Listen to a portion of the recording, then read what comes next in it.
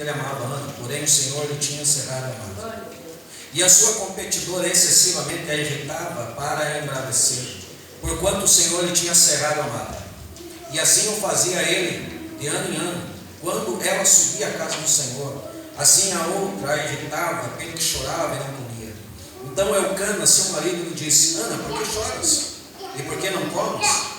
E por que está mal o teu coração? Não sou eu melhor do que 10 filhos? Então Ana se levantou e depois de comer e beber em Siló, e Eli, sacerdote, estava sentado numa cadeira junto ao pilar do templo do Senhor. Ela, pois, com amargura de alma, orou ao Senhor e chorou abundantemente. E votou um voto dizendo: Senhor dos exércitos, se benignamente atenderes para a aflição da tua serva, e de mim te lembrares da tua serva, tu não esqueceres, mas a tua serva deres um filho varão, ao Senhor o darei por todos os dias da sua vida, e sobre a sua cabeça não passará navalha. E sucedeu que, perseverando ela em orar perante o Senhor, ele fez atenção à sua boca. Porquanto Ana no seu coração falava, só se moviam os seus beiços, porém não se ouvia a sua voz, pelo que Eli a teve por embriagado. E disse-lhe Eli: Até quando estarás tu embriagado? Aparta de ti o teu vinho. Porém Ana respondeu e disse: Não, Senhor meu, eu sou uma mulher atribulada de espírito. Nem vinho nem bebida forte tenho bebido, porém tenho derramado a minha alma perante o Senhor. Não tenhas, pois, a tua serva por filha de Belial, porque da multidão dos meus cuidados e do meu desgosto tenho falado até agora. Então respondeu Eli e disse: Vai em paz, e o Deus de Israel te conceda a tua petição que lhe pediste. E disse ela: Acha a tua serva graça em teus olhos. Assim a mulher se foi seu caminho e comeu, e o semblante já não era triste. E levantaram-se de madrugada e adoraram perante o Senhor, e voltaram, e vieram à sua casa, a Ramá. E Elcana conheceu a Ana, sua mulher, e o Senhor se lembrou dela. Amém? Amém. Deus fala conosco nessa noite, no nome de Jesus. Amém. Os irmãos podem sentar.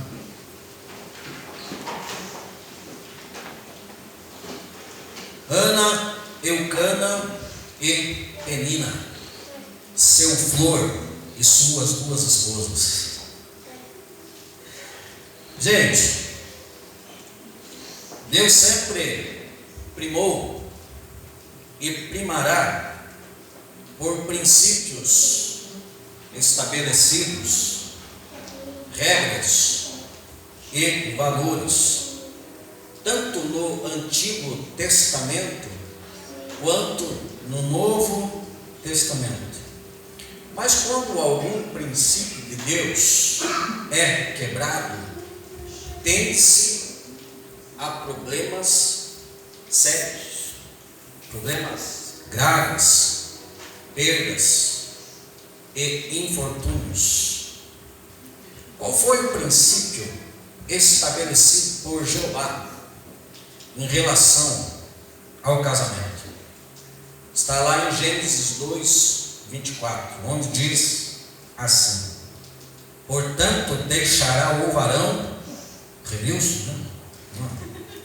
Qualquer varão, portanto deixará o varão o seu pai e a sua mãe, e apegar-se-á a sua mulher, e serão ambos uma só carne.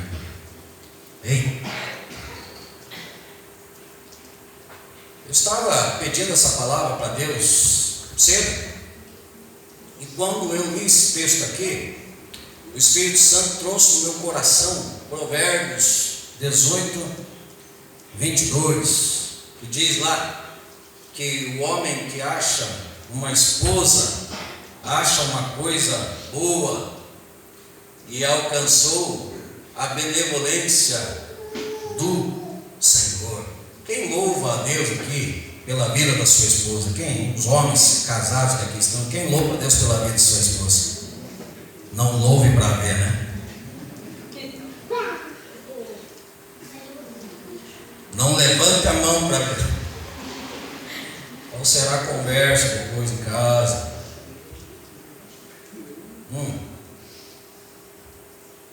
Gente, Jacó teve 2 esposas e teve dor de cabeça. Lia e Raquel. Davi teve algumas esposas, mas quis mais uma e quebrou princípios porque desejou uma mulher casada. Teve muita dor de cabeça por causa disso. Agora, gente, Salomão teve 1000 mulheres, 300 esposas, 700 esposas e 300 concubinas. Achou 1000 coisas boas. Salomão achou 1000 coisas boas? Não. Aquele que acha uma esposa, acha uma coisa boa e consegue o favor de Deus, é visitado pela benevolência do Senhor. O texto trata aqui de Eucana, olha o nome do cidadão. Uma boa sugestão para você dar para o teu filho, homem que nascerá, Eucana Santos. Hein, Victor? Não, né? Eucana tinha 2 esposas. Quebrou um princípio.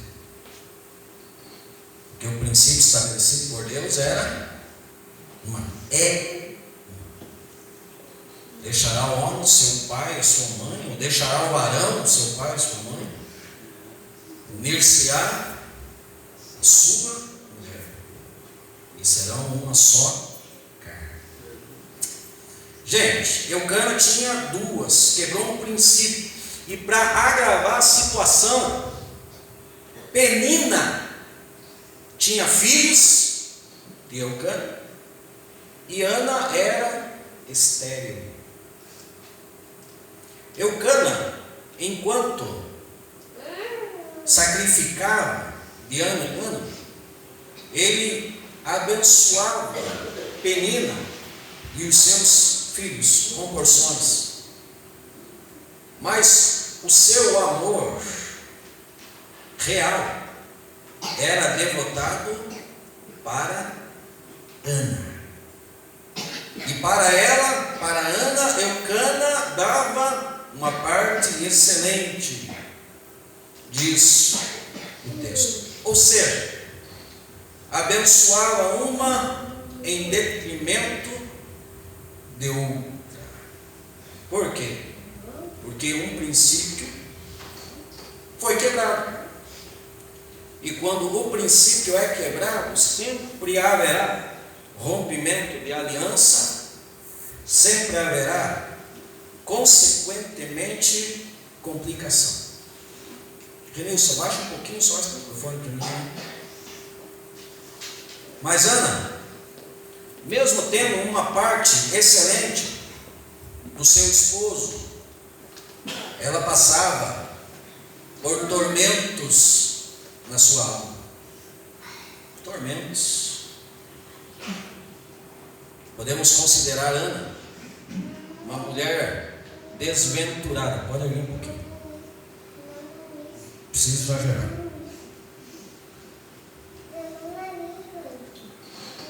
Uma mulher desventurada, vivia com uma ausência de felicidade. Será que não tem ninguém assim aqui? Porque lhe faltava filhos, e ainda para agravar a sua situação, havia uma penina no seu caminho. Uma penina. Uma mulher que tinha filhos com Eucana. A penina tinha filhos com Eucana, mas tinha deficiências no seu caráter. Era uma mulher propensa ao mal. Gente, propensa a provocar, a desqualificar Ana, uma competidora que excessivamente irritava Ana para a embravecer. Olha a dificuldade de Ana. Além de não ter filhos, tinha alguém que lhe atormentava, que lhe provocava, que tirava o seu sossego, que não lhe dava paz. Eu estava pensando sobre isso, queridos. Não percebe-se inveja da parte de Ana por Penina ter filhos e Ana não. Mas percebe-se inveja da parte de Penina por Ana, mesmo que Ana não tinha filhos. Percebe-se inveja da parte de Penina. E Tiago, queridos, ele aborda a inveja. Esse sentimento é terrível. Tiago aborda a inveja como um sentimento amargo. E para intensificar ainda mais a coisa, terreno, animal e diabólico.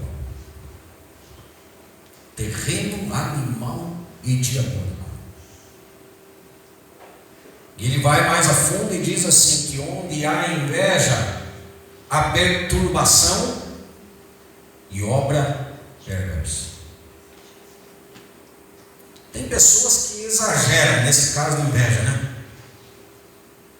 Você vai conversar com a pessoa, ó, estou passando muita luta, mas eu sei, o Espírito Santo me testifica, é que todo mundo tem inveja. Às vezes, né, tem um exagero. Às vezes até um exagero. Mas talvez você possa sentir inveja de alguém. Uma invejinha santa. Eu tenho uma inveja gospel no meu coração. Não podemos agravar. É só um ciúmezinho pequenininho. Para inveja não tem intensidade. Sentiu inveja? Está munido de um sentimento amargo, terreno, animal e diabólico. Agora você pode sentir que tem alguém que tem inveja de você. E isso é muito perceptível. Não é verdade? Isso é muito perceptível. Se a pessoa começa a implicar com você, começa a te perseguir,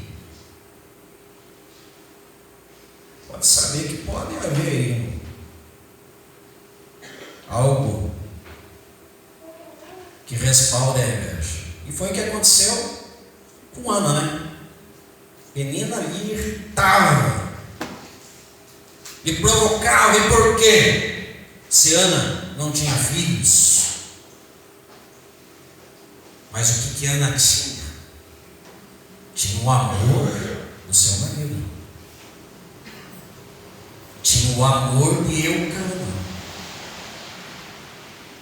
E vamos dizer que Eucana favorecia mais Ana do que Penina. Talvez até mesmo para compensar essa descompensação na vida de Ana. Agora sim, gente, não era nada fácil para Ana, né? E Ana, com toda a opressão de Penina, diz o texto que ela chorava e não comia. A ponto de Eucana perguntar para ela: por que choras, Ana? Eu penso que o Eucana se achou um pouquinho aqui nessa colocação dele. Por que choras, Ana? Por que não comes? Por que está mal teu coração? Não te sou eu melhor do que 10 filhos? Olha o Eucana. Não sou eu melhor do que 10 filhos para você? Não era. Eucana Cana não era melhor do que 10 filhos para Ana. Ana queria filhos. Nem se importava com a parte excelente que Eucana lhe dava, e nem se importava se Eucana lhe amava. Ana queria filhos. E vamos aprender aqui rapidinho, 10 minutos, 3 lições com Ana, em como ter uma mudança de vida e viver uma nova história. Em primeiro lugar, está com o texto aberto? 1 Samuel, no primeiro capítulo. Se você tiver com o texto aberto, acompanhe comigo. Versículo 9. Depois desta fala de Eucana, qual foi o procedimento de Ana? Versículo 9. Então Ana se levantou, depois que comeram e beberam em Siló, e Eli, sacerdote, estava sentado numa cadeira junto ao pilar do templo do Senhor. O que Ana fez? Ela se levantou. Ela levantou-se. Queridos, tem coisas na vida, que podem nos deixar caídos. Talvez muitas coisas podem nos deixar caídos. Ei, Josi Corintiano, isso é uma bênção. Pode nos deixar cabisbaixos, frustrados, com sentimento de amargura, com sentimento de derrota, com impossibilidades. Mas eu quero dizer para mim e para você, que para nós conseguirmos favores na nossa vida, da parte de Deus, nós precisamos nos levantar. Ou seja, não podemos desanimar. Porque a pessoa que se desanima hoje em dia, ela está muito propensa a se trancafiar dentro de si mesma, chegar a um ponto de depressão que vai levar ela até mesmo ao suicídio. Existe uma possibilidade de nós desanimarmos nesta vida, e isso não é difícil de acontecer, porque nós somos seres humanos frágeis, limitados, emotivos. Eu sou uma pessoa bastante emotiva. Hoje eu estava pintando aquela porta e sem querer eu passei o pincel numa lagartixinha desse tamanho assim, mas me doeu o coração. E ela ficou ali travada pela tinta e eu quase vi umas lágrimas. Eu orei: Deus, liberte essa lagartixa. Peguei ela com todo cuidado, uma lagartixinha desse tamanho assim, orando por ela. Gente, foi algo que tocou no meu coração assim, sabe? Porque uma criaturinha de Deus, coloquei a lagartixa quase inerte em cima do muro e voltei triste pintar aquela porta, crendo que Deus poderia fazer alguma coisa pelaquela lagartixa desse tamanho. E eu cheio de esperança, de repente eu olhei para o muro, para onde eu tinha colocado ela, e ela não estava lá. Eu acho que Deus teve tanta misericórdia dele. Ah, meu Deus do céu. O Cláudio Duarte diz que tem gente tão emotiva que chora até a inauguração do supermercado, Mas em compensação, ou em descompensação também, tem pessoas que têm o seu coração muito duro, não é verdade? Coração de pedra. Gente, nós somos seres humanos sensíveis. Estamos sujeitos a muitas tristezas, a muitos pesos, a nos decepcionar. Jesus mesmo preparou o nosso coração em relação à realidade do mundo. No mundo tereis aflições. Essa é a realidade do mundo. Essa é a realidade. Só que nós não podemos desanimar. Porque se nós desanimarmos, nós corremos o grande perigo de não colher as boas sementes que nós plantamos.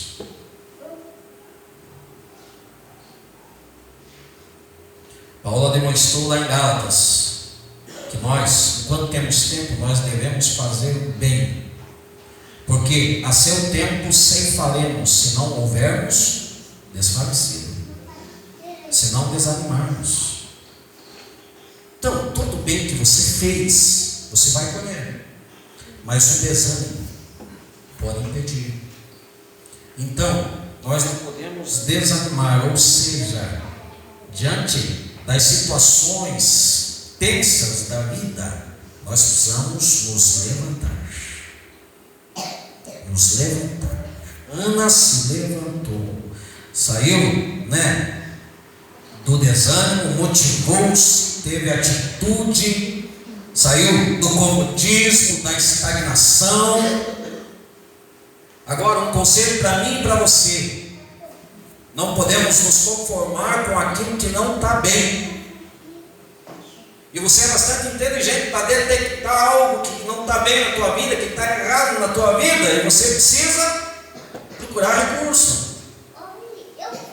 Vive com uma dor violenta e não procura o médico. Vive com a pressão lá em cima e não toma o remédio. Gente, eu dizia que quando eu fizesse 40 anos, eu ia fazer um check-up. Pensa que fiz? Até agora. Até peço oração para você. Não tem de oração nada, tem que criar vergonha na cara, né? Tem que criar vergonha na cara. Levantar-se, ter atitude. Mas eu peço oração para vocês. E o medo do médico, né? E o medo do médico. Ana levantou-se, saiu daquele estado. Não podemos nos conformar com aquilo que não está bem. O cego de Jericó, ele clamou a misericórdia de Jesus. E quando Jesus mandou chamá-lo, na mesma hora ele lançou a capa, levantou-se e foi até Jesus. Teve atitude. Jesus perguntou para ele: o que queres que eu te faça? Eu quero ver. Então veja, ficou curado na mesma hora. Mas teve que levantar-se. A mulher Fenícia estava com a filha terrivelmente endemoniada. Levantou-se para ir atrás de Jesus. E Jesus levou ela num ponto de humilhação, a ponto dela dizer: Senhor, mas os cachorrinhos também comem das migalhas que caem na mesa dos seus donos. Ó mulher, grande é a tua fé, vai, a tua filha está liberta. Ela se levantou para se humilhar. Muitas vezes nós vamos ter que fazer isso, se humilhar.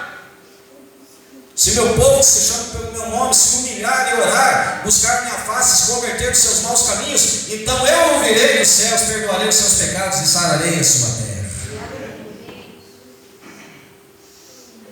Gente, aquele filho pródigo, chegou num estado de desgraça. Por quê? Porque nem alfarroba lhe foi dado. Quis comer comida de porco, nem isso lhe era dado. Qual que foi a atitude dele? Levantar-me-ei e irei ter com meu pai. E quando chegou em casa, o pai tinha tudo preparado para ele. Tinha bênçãos para a sua vida. Eu creio que Deus tem bênçãos para as nossas vidas nessa noite. Quem crê nisso? Pode glorificar o Senhor, pode exaltar o Senhor, pode receber a bênção de Deus. Quem acredita que está recebendo a vitória de Deus para a sua vida nessa noite? O pai tinha lá todo o favor, mas aquele filho, diante de uma situação desgraçada, teve que se levantar, teve que se posicionar. Deus manda falar para você: levante-se desse estado terrível que você está. Deus quer fazer de você um campeão. Quem crê nisso? O diabo muitas vezes quer nos envergonhar, mas em Cristo nós somos mais do que vencedores, por aquele que nos amou. E calalaxiri andalai suricantalas. Aquela mulher com fluxo de sangue levantou-se para tentar tocar em Jesus e conseguiu. Teve que enfrentar uma multidão. Não viu isso como oposição, mas buscou esse recurso, conseguiu tocar nas vestes de Jesus e foi curada na mesma hora. 12 anos sangrando, foi abençoada. Ana, do texto, levantou-se a fim de fazer alguma coisa para restaurar sua própria sorte, ou seja, ela teve atitude. Segundo lugar, Ana orou. Simples. Ana orou, ou seja, ela se prostrou diante de Deus com fé e com esperança, porque orar é isso. Orar é você se prostrar diante de Deus com fé e com esperança. Hebreus 11:6 diz que sem fé é impossível agradar a Deus. Então, quando você vai orar, consequentemente você tem fé, você acredita. Quando você vai orar, você tem esperança. No Salmo 146:5 diz que bem-aventurado é aquele que tem o Deus de Jacó por seu auxílio e cuja esperança está posta no Senhor Deus. Muitas vezes, amados, nós passamos por situações terríveis na nossa vida, né? Tempestades, aflições, sofremos perdas de entes queridos, né? Como a Cleo passou aqui, né? Esse drama com a sua mãe. Temos descompensações, desencontros na alma. Quantas pessoas desencontradas hoje em dia? Quantas pessoas com doenças na alma hoje em dia? Quantas pessoas estressadas? Assistimos uma palestra do Dr. Augusto Cury lá na igreja do pastor Nelson. A primeira pergunta que ele fez foi: vocês estão estressados? A maioria levantou as mãos. Nós estamos vivendo o tempo do estresse, da depressão. Gente, pastores estão se suicidando, pastoras. Ainda esses dias, nas redes sociais, uma pastora de 38 anos tirou a sua própria vida porque não venceu a situação da sua alma, o seu desencontro pessoal, o seu problema íntimo. Mas Paulo, gente, para nós que cremos, para nós que temos esperança, Paulo, ele declarou lá em Romanos 5, que a tribulação que nós passamos produz paciência, e a paciência produz experiência. Quanto mais nós somos pacientes diante das situações complexas da vida, nós vamos ganhando a experiência, e a experiência vai proporcionar o quê? A esperança. Quanto mais experientes nós ficamos, mais esperança nós temos. E a esperança não traz confusão para as nossas vidas, porquanto o amor de Deus está derramado nos nossos corações pelo Espírito Santo que nos foi dado. Aleluia! Eu creio que o Espírito Santo está aqui nessa noite. Quem crê nisso? Quem crê que o Espírito Santo está aqui nessa noite? Quem crê que há esperança para a tua vida? Quem crê nisso? Quem crê que o choro pode durar uma noite, mas a alegria vem ao amanhecer? Quem crê nisso? Creia. Tem esperança. Tem esperança. Ore. Olha o conselho de Paulo lá em Romanos 12:12. Alegrai-vos na esperança, serem pacientes na tribulação, perseverai na oração. Persevere na oração. Ana se dobrou diante de Deus, mesmo com a amargura na alma. Se dobrou diante de Deus, chorando abundantemente, mas se dobrou diante de Deus. E eu amo o texto lá de Jeremias 29, do 11 ao 14, que diz assim: Pois eu bem sei os pensamentos que tenho acerca de vós, diz o Senhor, pensamentos de paz e não de mal. Pensamentos de paz e não de mal, para vos dar um futuro e uma esperança. Quem crê que dias melhores vão chegar para a sua vida? Quem crê nisso? Eu creio. Eu creio que hoje pode iniciar um tempo de dias melhores na minha vida. E é por isso que eu sirvo a Deus, sem deixar de servir. Por isso que eu continuo servindo, mesmo diante dos embargos, mesmo diante das dificuldades, mesmo diante das aflições. Eu não vou desistir de servir, porque eu sei quem eu tenho crido. Sei que o meu Redentor vive e que por fim se levantará na terra. Gente, pensamentos de paz e não de mal, para vos dar um futuro e uma esperança. Então me invocareis, ireis e orareis a mim, e eu vos ouvirei, e buscar-me-eis e me achareis, quando me buscardes de todo o vosso coração, e serei achado de vós, diz o Senhor. E farei voltar os vossos cativos, e congregar-vos-ei de todas as nações. Olha as promessas de Deus. Deus tem promessas para nós e para a nossa família. Deus tem promessas para nós e para aqueles que ainda estão cativos, para aqueles que ainda estão aprisionados. A promessa de Deus é para a nossa casa. Crê no Senhor Jesus e será salvo tu e a tua casa. A promessa de Deus abrange um contexto. Não fica só uma questão pessoal ou individual. Deus maravilhoso que nós servimos. Ana perseverou em orar, diz o texto. Simples. Nós aqui ficamos dando muita vazão a metodologias. Vamos, em muitos lugares buscar as respostas. Mas Ana se levantou para orar,